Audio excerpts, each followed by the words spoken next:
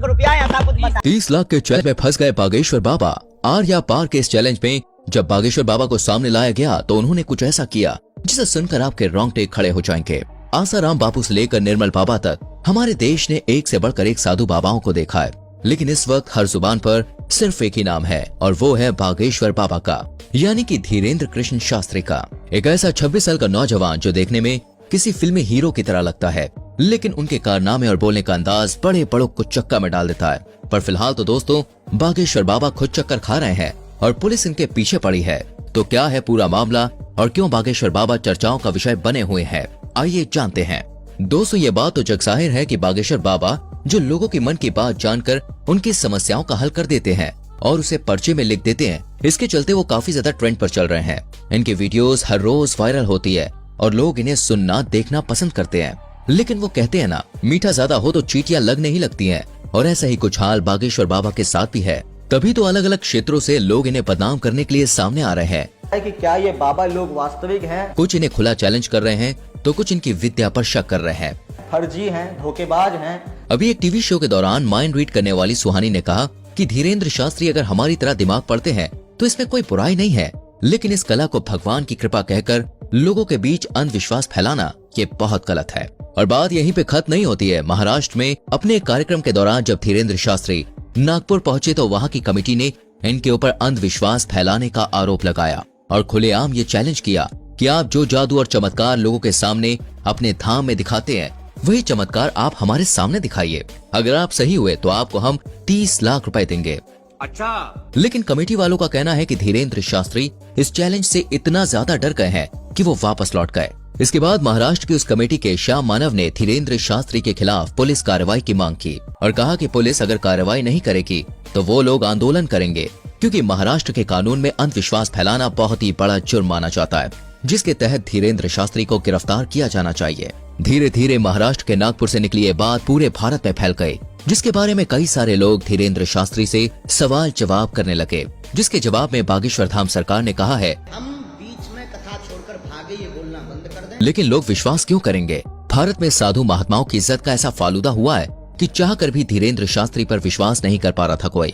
बड़ी बड़ी media company लगातार उनके चमत्कारों पर सवाल उठा रही थी और इन्हीं सारी चीजों से तंग आकर एक दिन बागेश्वर धाम सरकार ने सभी को अपने दरबार में बुलाया और कहा कि मैं नहीं बताऊंगा कि किसकी अर्जी लगी है, आप लोग खुद अपने लोगों को खड़ा करिएगा और मैं उनकी परेशानियां और उनके मन की बात पहले से ही कागज पर लिख दूंगा और आप जिसको बहन जी लेकर आएंगे उसी का पर्चा ये निकलेगा। और जब ये चीज हुई तो हर कोई देखता रह गया, क्योंकि बागेश्वर धाम सरकार ने वाकई में सारी सच्चाई पहले से ही लिख रखी थी। बिल्कुल सही है, बिल्कुल सही। किसी को यहाँ बताया था? नहीं, मैंने। ये सब कुछ देखने के बाद लोगों की बोलती बंद हो गई, लेकिन बागेश्वर धाम सरकार के ऊपर उठने वाले सवालों का सिलसिला अभी खत्म नहीं हुआ। इनकी कही हर एक बात को लोग विवाद बनाकर खड़ा कर देते हैं और ये बात सच भी है।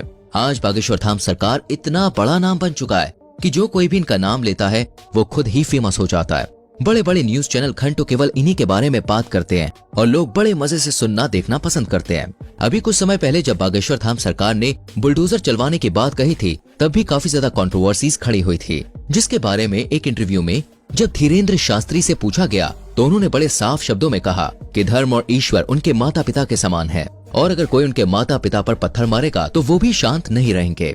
धीरेन्द्र शास्त्री की इन बातों से साफ जाहिर होता है कि वो लोगों के सामने किसी फिल्टर के साथ नहीं आते हैं, बल्कि जो अंदर से है वो बाहर से भी दिखाते हैं। तभी तो ये आए दिन विवादों में घिरे रहते हैं और कुछ लोग तो ये सोच कर ही हैरान है कि आखिर एक 26 साल का नौजवान शख्स इतना ज्यादा लोकप्रिय कैसे हो गया, कैसे करोड़ों लोग आज उसके भक्त हैं और उसके धाम पर लोगों की लंबी लाइन लगी रहती है।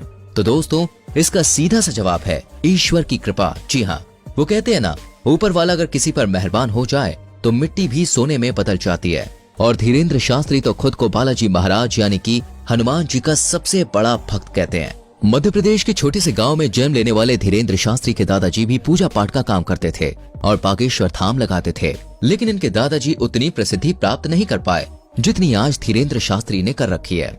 इनके पास कुछ ऐसी शक्तियां हैं जिनकी मदद से आज ये सामने मौजूद व्यक्ति के बिना बताए ही उनकी परेशानियों को समझ जाते हैं और उसे पर्चे में लिख देते हैं। बागेश्वर बाबा ये तक समझ जाते हैं कि सामने वाला सच कह रहा है या फिर नहीं। उनके द्वारा पर्चे में लिखा गया एक एक शब्द 100% सत्य होता है, जिसका सबसे बड़ा प्रमाण यह है कि आज तक इन्हें कोई भी झूठा साबित नहीं कर पाया है। मीडिया से लेकर पुलिस वालों तक लोगों ने इनके खिलाफ खूब बातें की, लेकिन उन बातों को साबित करने की हिम्मत आज तक किसी में नहीं हुई। असल में होता यह है कि जिस किसी भी शख्स की अर्जी को बालाजी सरकार स्वीकार कर लेते हैं, उस व्यक्ति को या तो उसके परिवार के किसी भी व्यक्ति को लगातार 2 दिन सपने में बंदर नजर आते हैं। और ये कोई कहीं सुनी बात नहीं है दोस्तों, बल्कि जितने भी लोग अर्जी लगाने आते हैं उन्होंने खुद इस बात को स्वीकार किया है। लेकिन अब मीडिया वाले कहाँ लोग कि भाई बात मानेंगे, उन्हें तो हर चीज का सबूत चाहिए होता है। इसलिए कई सारे मीडिया हाउस वाले बागेश्वर बाबा के दरबार में भक्त बनकर भीड़ में इकट्ठा हो जाते हैं, ताकि देख सकें कि धाम के अंदर असल में होता क्या है। लेकिन चमत्कार देखिए, जब जब मीडिया वाले दरबार में आए तब तब बाबा उन्हें पहचान लेते हैं और उनकी पोल सभी के सामने खोल कर रख देते हैं। ये सब कुछ देखने के बाद मीडिया वाले भी बाबा के सामने घुटने टेक देते हैं और चुपचाप वहाँ से 9-2-11 हो जाते हैं। ये चीज 1-2 नहीं बल्कि सैकड़ों बार बागेश्वर धाम सरकार के दरबार में हो चुकी है। बागेश्वर धाम एकमात्र ऐसा धाम है जिसने साइंस और टेक्नोलॉजी के भी होश उड़ाकर रख दिए हैं, और लोग अभी भी सोचने पर मजबूर हैं कि आखिर ये सब कैसे हो सकता है। क्योंकि अगर धीरेन्द्र शास्त्री से पूछा जाए तो वो साफ कहते हैं कि ये सब कुछ उनके दादाजी और हनुमान जी की कृपा की बदौलत है। ईश्वर उन्हें शक्तियां देते हैं जिससे वो लोग के मन की बात को समझ जाते हैं और उन्हें दूर कर पाते हैं। और ये सब कुछ अचानक से नहीं हुआ, बल्कि दोस्तों इन शक्तियों को प्राप्त करने के लिए धीरेन्द्र शास्त्री ने सालों तक हनुमान जी की तपस्या करी। 12 साल के उम्र से ही धीरेन्द्र शास्त्री बालाजी के ध्यान में लग गए और उनकी सेवा करने लगे, जबकि पूजा पाठ के कामों में वो बचपन से ही लगे रहते थे। आज ये उस स्तर पर पहुंच गए हैं जहां इन्हें हर लोगों के मन की बात को समझने में बिल्कुल भी समय नहीं लगता। ये जो कुछ भी कह देते हैं वो पत्थर की लकीर हो जाता है, जिसका सच होना तय है। और इसका कई बार उदाहरण भी देखा जा चुका है। हालांकि अगर हम बागेश्वर धाम की बात करें तो दोस्तों इसका इतिहास बहुत पुराना है। लोगों की मान्यताओं के अनुसार बागेश्वर धाम मंदिर चंदेल कालीन युग का है। सन 1986 में ग्रामवासियों के द्वारा मंदिर का निर्माण किया गया था। उसी दौरान ग्राम गढ़ा में बाबा सेतु लालगढ़ चित्रकूट से दीक्षा लेकर अपने गांव के प्राचीन कालीन मंदिर पहुंचे। पहले तो इन्होंने राम कथा करी और फिर ये झाड़ फूक का भी काम करने लगे। लोगों के अंदर मौजूद बुरी शक्तियों को अपनी एक फटकार से ये भगा दिया करते। लोगों का कहना है कि जो कोई भी भूत प्रेत की शिकायत लेकर उनके दरबार में जाता था वो हमेशा हमेशा के लिए ठीक हो जाता था, और इसी वजह से बागेश्वर धाम लोकप्रिय होता चला गया। और आज बागेश्वर धाम के प्रमुख कथावाचक धीरेन्द्र कृष्ण गर्ग, जो बहुत लंबे समय से झाड़ फूक और कथाएं कर रहे हैं, अब सोशल मीडिया के दौर में इनकी लोकप्रियता बहुत बढ़ रही है। तभी तो लोग इन्हें बागेश्वर महाराज के साथ साथ चमत्कारी महाराज के नाम से भी जानते हैं। वर्तमान समय में धीरेन्द्र कृष्ण सरकार मध्य प्रदेश में ही अपना दरबार लगाते हैं और लोगों की समस्याओं का समाधान करते हैं। बागेश्वर धाम महाराज ने बचपन से ही रामायण और महाभारत जैसे महाकाव्यों का अध्ययन किया था। अपने दादाजी के साथ पूजा पाठ करने के अलावा इन्होंने वृंदावन में भी काफी लंबा समय गुजारा है। साथ ही साथ उन्होंने अपनी प्रारंभिक पढ़ाई को भी पूरा किया है। इनका कथा बोलने का अंदाज काफी ज्यादा निराला है, जिसे सुनकर लोगों की आंखों से आंसू निकल आते हैं। लेकिन हर मंगलवार को लगने वाला दिव्य दरबार सबसे ज्यादा प्रसिद्ध है। बाकी आपका इनके बारे में क्या विचार है, कमेंट में हमें जरूर बताएं।